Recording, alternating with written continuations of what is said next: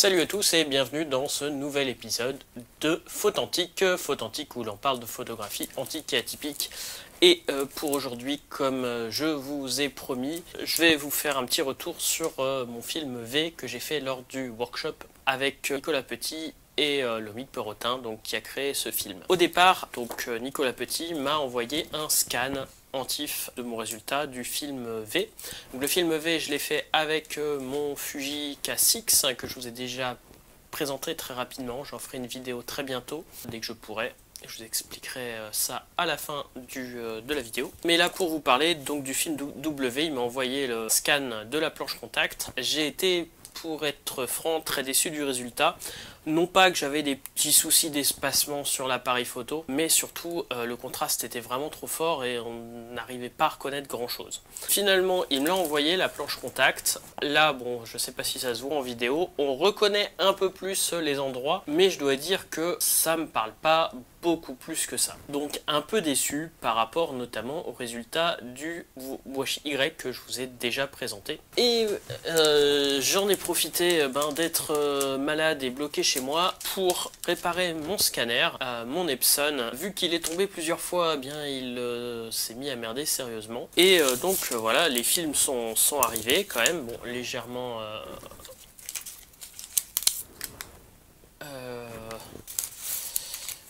Voilà, on voit pas mal de traces quand même.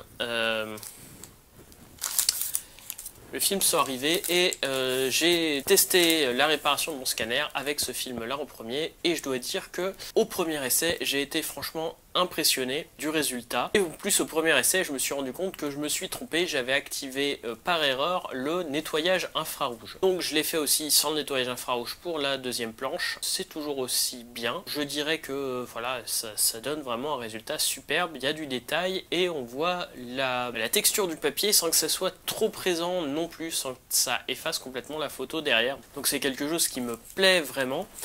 En tout cas pour la photo d'architecture, je trouve que la texture est différente entre les deux.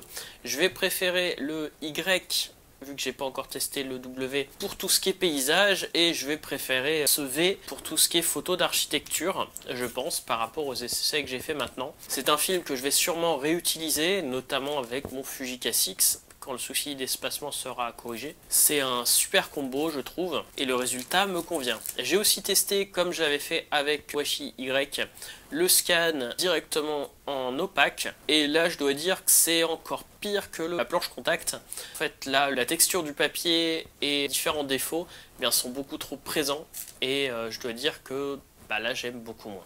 Donc comme vous voyez sur les premières photos il y a des bulles. C'est dû en fait à la surface du papier qui produit des bulles lorsque Lomique Perotin donc prépare les films. Il peint avec un pinceau, il peint entre guillemets avec un pinceau avec la gélatine photosensible sur le papier et en fait avec ce papier là encore plus, donc le papier Kozo encore plus que le papier Gampi qui est utilisé sur la Y.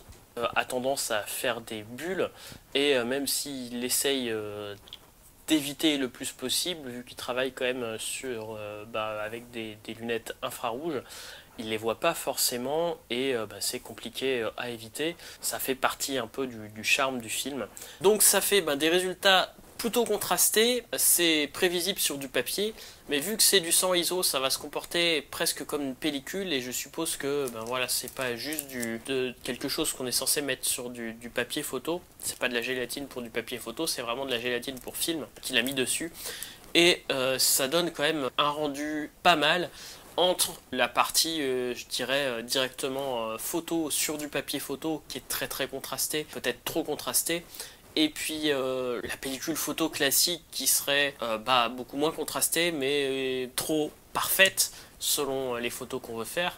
Alors bien sûr ça peut jamais être trop parfait, ça dépend vraiment de ce qu'on veut faire. Celui-là je trouve que voilà, on a un bon compromis pour certains types de photos, pour du portrait ou de la photo d'architecture que j'aime bien et selon l'endroit où j'irai, je pense que je vais continuer à faire des photos avec ce genre de papier. Voilà, j'espère que cette vidéo vous aura intéressé. Alors je suis désolé pour ma voix, je suis revenu d'une formation que j'ai donnée à Paris avec le Covid. J'ai préparé plusieurs vidéos mais j'ai eu beaucoup de mal à me concentrer pour en filmer une. Là j'arrive enfin à filmer celle-ci, mais je suis toujours pas super en forme. Mais en attendant, bon bah j'ai pu vous faire le bilan de celui-là. J'ai pas fait d'autres développements pour l'instant, et puis pour le Fuji K6, j'attends aussi pouvoir sortir à l'extérieur, d'être un peu plus en forme et d'être un peu moins contagieux pour pouvoir faire une série photo dehors et me filmer en train de l'utiliser et vous donner ses avantages et ses inconvénients. Mais vraiment me le filmer avec pour que vous me voyez prendre des photos avec. Et ça, il faut que je sorte.